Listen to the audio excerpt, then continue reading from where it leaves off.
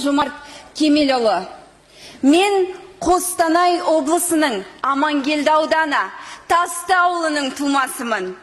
Ұлтым Молдаван, аты жөнім Алла Чечеткина. Өзім қазақтың салт дәстүрі мен мәдениетінен сусындап өскен баламын. Негізі, қазақ тілін білу үшін мен сияқты көрші күміс әженің мұжымасын жеп өсу керек. Ал сіздер мұжыманың қандай ас екенін білесіздер ме?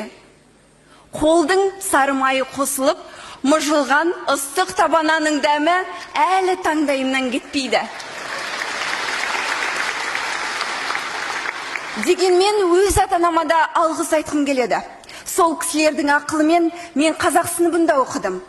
Сақып Жамал деген алғашқы ұстазының арқасында қазақ тілінің қасиетін сезіндім.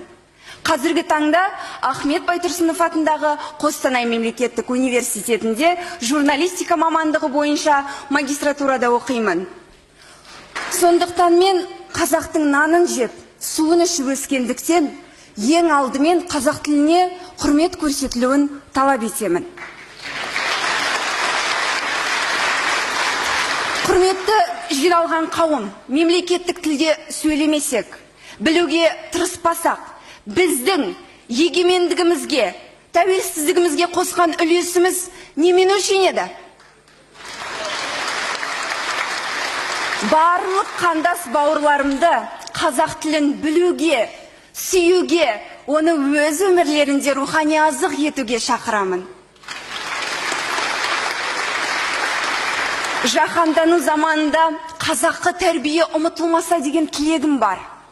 Біздің ауылда кешкі уақытта көше кезіп жүрген қыздардың жүргені ұят, ерсі саналатын.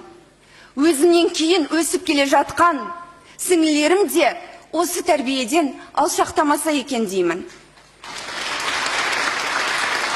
Құрметті жиналған қауым, сөзімнің соңын Мұқағали Мақатаевтың отанға арналған өлеңімен аяқтағым келеді. Мен оның түнін сүйем, күнін сүйем. Ағынды өзен, асқар тау гүлін сүйем. Мен оның қасиетті тілін сүйем. Мен оның құдіретті үнін сүйем.